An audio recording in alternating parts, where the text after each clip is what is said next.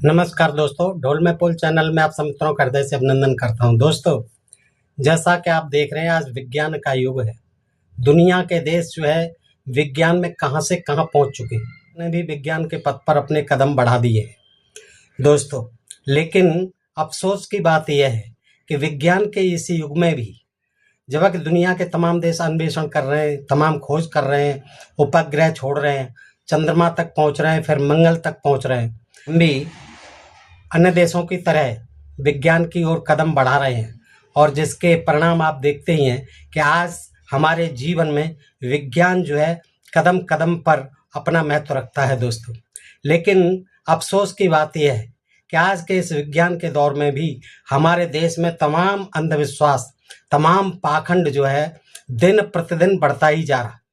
दोस्तों, इसमें अहम भूमिका जो है धर्म के ठेकेदारों द्वारा, तमाम कथावाचकों द्वारा, तमाम ये तांत्रिक मांत्रिकों द्वारा, तमाम तथाकथित ज्योतिषियों द्वारा, इन पंडित पुरोहितों द्वारा तमाम अंधविश्वास और पाखंड जो है समाज में फैलाया जा रहा है दोस्तों। और जिसके कारण हमारा देश जो है बहुत पिछड़ेपन की ओर अग्रसर रहता है।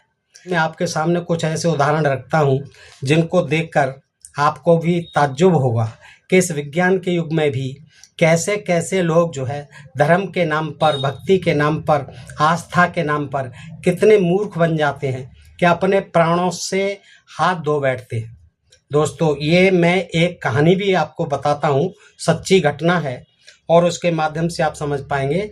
और कुछ उदाहरण भी देखें। कोलकाता से जुड़े शहर हावड़ा के जयप्रकाश तिवारी को मां शेरों वाली जगदम्बा ने एक दिन सपना दिया कि 1 जनवरी को दिन के ठीक 12 बजे अगर तुम बाघ को माला पहनाकर उसकी पीठ पर सवार हो, बांसुरी बजाने में अगर कामयाब हो जाते हो तो तुमको तमाम चमत्कारी दैवीय शक्तियां हासिल हो जाएंगी। ऐसा सपना देखा इस जयप्रकाश तिवारी नाम के भक्त ने। अब अपने देश में आप देखते ही हैं कि सपनों को लेकर तरह तरह के मिथकीय सिद्धांत बना लिए जाते हैं। स्वप्न फल तमाम जो पुराणों में भी दिए हुए हैं कि किस स्वप्न का क्या फल होता है, तो ये हमारे समाज में भी चलता रहता है। और बहुत कम लोग ही इसे एक सामान्य मनोवैज्ञानिक खुराफात मानते हैं कि ये कुछ नहीं है, ये मनोवैज्ञानिक खुराफात है, ऐसा कुछ ही लोग मानते हैं। इसलिए जयप्रकाश को सपने के सच का ज्ञान कौन कराता है कि अरे भाई तुम क्यों चक्कर में पड़ रहे हो, ये कुछ नहीं है, ये मनोवैज्ञानिक है। नींद में जो है आदमी इस तरह के सपने कल्पनाओं के आधार पर देखता है। तो उसने सपने में मिले आदेश से रोमांचित हो गया और बाघ को माला पहनाने की योजना बना ली। इस आत्मघाती योजना में उसने अपने एक दोस्त सुरेश राय को अपने साथ में ले लिया और दोनों कोलकाता के अलीपुर चिड़ियाघर में घुस गए। ये दोस्तों सच्ची घटना है, आपने शायद पढ़ी भी होगी, बहुत पहले जो है पेपरों में निकली थी। तो बाघों के पिंजरे और उनके घूमने फिरने के लिए चिड़ियाघर में बने अहाते तक पहुंचना बहुत आसान नहीं होता, आप देखते ही होंगे। हिफाजत के लिए पानी से भरा रहने वाला एक चौड़ा नाला भी होता है। अब वे चाहे पिंजरे के ऊपर लटकते बरगद के तनों को पकड़कर फिल्मी अंदाज में वहां पहुंचे हों या नाले को तैरकर, इससे कोई फर्क नहीं पड़ता, मगर वे दोनों शिवा नामक बाघ के पास पहुंचने में कामयाब हो गए। कहाँ? शिवा के पास जो बाघ था। शिवा भी शायद इन मेहमानों के दुस्साहस को देखकर चकित रह गया था। अरे भाई, ये कहां से आ गए? वहां मौजूद लोगों के मुताबिक बाघ ने उन्हें भागने का पूरा मौका दिया। आखिर वह नरभक्षी नहीं था, चिड़ियाघर का था। पर ये दोनों अपने मिशन में, इनको तो भूत चढ़ा हुआ था उसको माला पहनाने का, तो मिशन में सफल होने के लिए वहां डटे रहे। जब ये लोग किसी माल्यार्पण समारोह की तरह अपनी मालाएं लेकर बाघ के काफी नजदीक पहुंच गए, तब बाघ ने हमला कर दिया और जयप्रकाश उसका पहला शिकार बन गया। अपने दोस्त को मौत के मुंह में जाते देखकर सुरेश ने भागने की कोशिश नहीं की।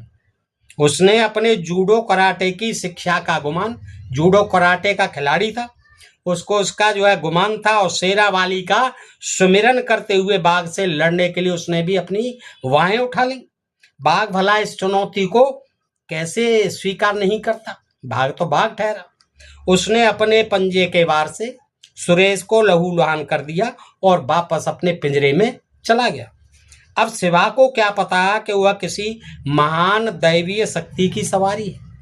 भाई शिवा को क्या पता है बाघ को कि वो जो है देवी की सवारी है और उसे इस शक्ति की आराधना करने वाले, देवी की आराधना करने वाले ये दोनों भक्त हैं और मुझे जो है भक्ति भावना बस मालाएं पहनाने आए हैं। उसे क्या पता था उसके भीतर दया का भाव भी कैसे पैदा होता था। हिंसक जानवर है। बेंगलुरु के चिड़ियाघर में पैदा हुआ शिवा बचपन से ही लोहे के सलाखों में घिरा रहा था। थोड़ी देर के लिए पिंजरे से बाहर निकलता तो सैकड़ों आदमियों की, दर्शकों की आंखें उसे घूरती मिलती। खाना पीना, घूमना, सब कुछ कोटे के मुताबिक, समय के मुताबिक। इतने सारे बंधनों की वजह से अगर वो बेचारा शिवा यदि क्षुब्ध रहता था तो इसमें अचरज की क्या। सारे चिड़ियाघर के ये जितने भी हिंसक पशु हैं, पक्षी हैं, जो भी हैं, वो सब परेशान ही रहते हैं। पिंजड़ा किसको भला लगता है, गुलामी किसको अच्छी लगती है, लेकिन इनको जो है मजबूरन उसमें चिड़ियाघर में कैद रहना पड़ता है। तो इनको कहाँ सुहाता है ये जो है कि कोई आकर के हमें छेड़खानी करे। तो ये कौन था जयप्रकाश? जयप्रकाश हावड़ा तो बाद में पहुंचा। ये पहले उत्तर प्रदेश के सुल्तानपुर जिले का निवासी था और ये अंधविश्वास की हद तक धार्मिक था। 2.5 साल पहले इसके मन में वैराग्य पैदा हुआ था और घरबार छोड़कर चला गया था। फिर वह शेरावाली माँ जगदम्बे का भक्त बन गया और उनकी सवारी बाघ को माला पहनाने की बात करने लगा सपने के आधार पर। लोगों से जब उसने जिक्र किया कि मुझे इस तरह से सपना आया है तो लोगों ने क्या है उसे समझाने की कोशिश की और मजाक भी माना कि ये मजाक कर रहा है, पर उसके इरादे काफी मजबूत थे। शायद सपने के बाद उसके लिए और रुकना मुमकिन नहीं था। जब वह माला लेकर के घर से निकला तो उसके पिता ने धमकी दी उसे कि मैं, तू क्या कर रहा है, ये है बाघ के पास जा रहा है, तुझे बाघ छोड़ेगा, वहां ऐसा मत कर, तू ये दुस्साहस मत कर, समझाया। और तू दुस्साहस करता है और जाता है तो मैं अभी जहर खा के मर जाता हूं। इस पर उसका क्या जवाब था देखिए। हैं, इतने अंधभक्त होते हैं लोग। बाप को जवाब था कि आप जो है मरिए, मैं माला पहना करके लौटूंगा तो तुम्हारी अंतिम क्रिया कर दूंगा। आप चिंता मत करिए पिताजी, आप मरिए, बेशक शान से मरिए, मैं अभी आता हूं बाघ को माला पहना करके और फिर तुम्हारी अंतिम क्रिया कर दूंगा। देखिए, पत्नी मीरा और 3 छोटे छोटे बच्चों के भविष्य की परवाह किए बिना जयप्रकाश घर से निकला तो उसका शव ही लौटा। और ये सुरेश राय जो साथ में था, जो घायल हो गया, हॉस्पिटलाइज हुआ, बिहार के जलीलपुर गांव का रहने वाला सुरेश राय था और जो जयप्रकाश की सोबत में आने के बाद वो भी माँ शेरावाली का भक्त बन बैठा। उसने तो अपनी बाह पर माँ शब्द भी गुदवा लिया था। इसके पहले वो हनुमान का भक्त था, लेकिन ज्यादा शक्तियां प्राप्त करने के चक्कर में, ये शक्तियों का बड़ा चक्कर रहता है, देवी की भक्ति करोगे तो वो तो शक्ति है, ज्यादा से ज्यादा शक्ति दे देगी। तो हनुमान की भक्ति को छोड़ करके वो किसकी, माँ की शरण में आ गया। और सुरेश ने अस्पताल में जो बयान दिया उसके मुताबिक जयप्रकाश जानवरों और पक्षियों की भाषा जानता था। उसने कहा कि ये जयप्रकाश जो है पशु पक्षियों की भाषा जानता था। वैसे ये अलग बात है कि वह बाघ की गर्जना के रूप में निकली प्राकृतिक हिंसक भाषा को नहीं समझ पाया। अरे गुर्राया था, उसने जो है बताया था कि बेटा ये क्या कर रहे हो तुम, लेकिन उसकी हिंसक भाषा को नहीं समझ पाया, जबकि वो दावा करता था कि मैं पशु पक्षियों की भाषा को समझता हूँ, और अपने प्राण गंवा बैठा। यह अंधविश्वास की धुंधई थी जिसमें उसे बाघ को पहचानने में भूल हो गई। ये क्या था, ये जबरदस्त जो है अंधविश्वास था।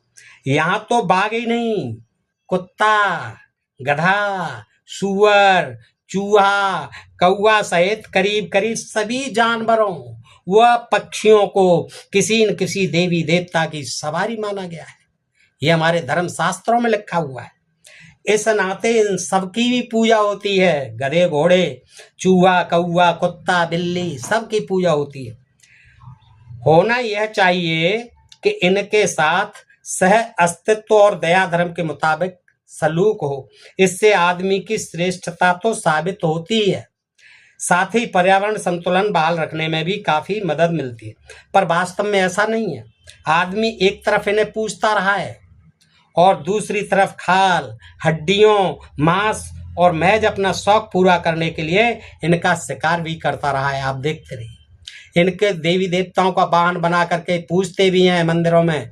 बाकायदा इनके मंदिर भी बना दिए हैं, कुत्तों के, गधों के, सूअर, चूहे आदि के हैं। सूअर को तो विष्णु का अवतार बता दिया जाता है, चूहे को गणेश जी की सवारी बता दिया जाता है, कुत्ते को भैरव का वाहन बता दिया जाता है, कौआ को शनि महाराज का वाहन बता दिया जाता है। ऐसे ही तमाम पशु पक्षियों को वाहन बना करके पूजा जाता है। लेकिन इससे इसका कोई प्रयोजन नहीं होता कि इनको पूजा जाए। इनको पूजने के लिए पर्यावरण संतुलन बहाल करने के लिए इनके प्रति श्रद्धता होना चाहिए। लेकिन होता उल्टा है कि आदमी एक तरफ तो इन्हें पूजते रहते हैं और दूसरी तरफ इनके खाल के लिए, इनकी हड्डियों के लिए, इनके मांस और महज अपना शौक पूरा करने के लिए, खाने के लिए इनका शिकार भी करता रहा है, इन्हें तकलीफ भी देता रहा है, पिंजड़ों में पाल लेते हैं।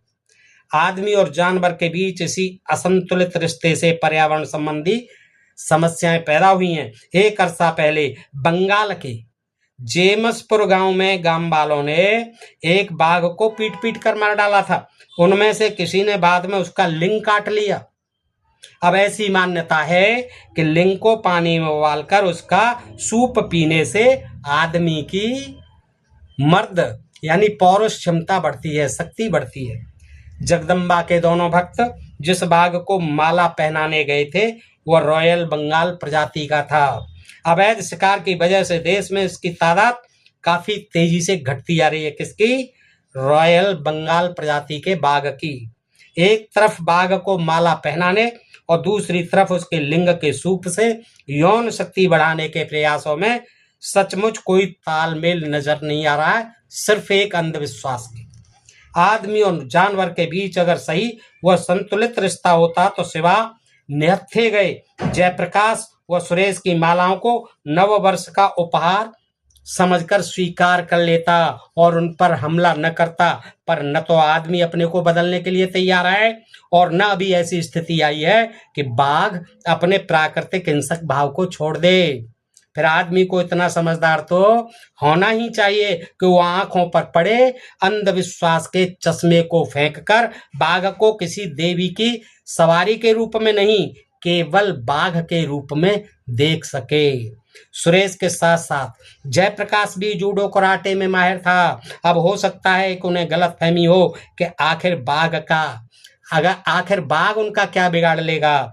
डब्बा बंद या सिंथेटिक दूध पीकर बड़ी हुई नई पीढ़ी के खासकर संपन्न तबके की युवक युवतियों ने आजकल जूडो कराटे व बॉडी बिल्डिंग को फैशन के रूप में अपनाया है और इससे उनमें एक फर्जी किस्म का आत्मविश्वास पैदा होता जा रहा है। इस पीढ़ी पर फिल्मों का कितना असर है यह बताने की जरूरत नहीं। हो सकता है कि सुरेश व जयप्रकाश ने बरसात फिल्म देखी हो जिसमें हीरो बाघ से लड़ता है और उसका कुछ नहीं बिगड़ता, मगर इतना तो समझना ही चाहिए कि सैकड़ों किलोग्राम वजन वाले बाघ के एक पंजे के वार का वजन 1 कुंटल से ज्यादा होता है और जूडो कराटे के घूंसों की उससे कोई तुलना नहीं की जा सकती। जो भी हो, अलीपुर चिड़ियाघर में हुए हादसे के लिए अंधविश्वासों से जकड़ा हुआ हमारा समाज ही जिम्मेदार है। ये अंधविश्वास इतने परिचित और इतने अधिक हैं कि इन्हें गिनाना बेकार है। गणेश को दूध पिलाने से अगर करोड़ों लोगों का कीमती समय बर्बाद हुआ और लाखों लीटर दूध नालियों में बह गया तो क्या इसे भुलाया जा सकता है? पर 21वीं सदी के नए भारत के खाके पर इस वारदात ने जो धब्बा लगाया उसे मिटाना आसान नहीं है। इसी तरह महिलाओं को डायन कहकर मार देने घर से गांव से निकाल देने, इच्छित फल पाने के लिए बच्चे बच्चियों की बलि देने जैसे हादसों की खबरें भी इलेक्ट्रॉनिक प्रिंट मीडिया द्वारा देखने, पढ़ने, सुनने को मिलती हैं। कुछ सालों पहले पश्चिम बंगाल में संतान दल खड़ा करने वाले बालक ब्रह्मचारी की मौत हो गई, पर भक्तों ने उनके शव को 1.5 महीने तक यह कह के रखा कि वह अभी जिंदा हैं। कुछ वर्षों पहले अविभाजित बंगाल के पिछड़े क्षेत्रों में लोग अपनी दूसरी संतान को बलवान और बुद्धिमान बनाने के लिए पहली संतान को गंगा में बहा देते थे। तथा कथित डायनों के साथ होने वाला बुरा सलूक भी पिछड़ेपन की ही निशानी है। बिहार व मध्य प्रदेश सहित देश के कई राज्यों के आदिवासी क्षेत्रों में इस समस्या ने कैंसर का रूप ले लिया है। दक्षिण बिहार में इन निर्मम वारदातों को रोकने के लिए सरकारी तौर पर प्रयास जारी हैं। कुछ वर्षों पहले मध्य प्रदेश के गढ़वा जिले के अजगांव गांव में एक महिला को डायन कर करके गांव से निकाल दिया गया था। वैसे धीरे धीरे स्थिति बदल रही है, मगर इस बदलाव की रफ्तार काफी धीमी है। गणेश दुग्धपान और माल्यार्पण जैसी वारदातों से यही पता चलता है कि हम 2 कदम आगे बढ़कर 1 कदम पीछे हट जाते हैं। जिस समाज ने इन अंधविश्वासों को पाल रखा है, इनके खिलाफ लड़ाई भी इसी समाज के आप जैसे विवेकशील लोगों को लड़नी होगी। दोस्तों, ढोल में पोल चैनल के माध्यम से लड़नी होगी। सरकारें व सरकारी प्रचार माध्यम इस मामले में बड़ी भूमिका अदा कर सकते हैं, पर वे भी बहुसंख्यक लोगों की भावनाओं और बाजार के गणित पर ही नजर रखते हैं। इसलिए अंधविश्वास का बाजार भी दिनों दिन चरम की ओर बढ़ता जा रहा है। तो दोस्तों, आज मैं आपको जो ये प्रसंग बताया और ये जानकारी दी, बताइए आपको कैसी लगी, कमेंट करके अवश्य बताइए दोस्तों। नमस्कार, जय हिंद, जय भारत दोस्तों।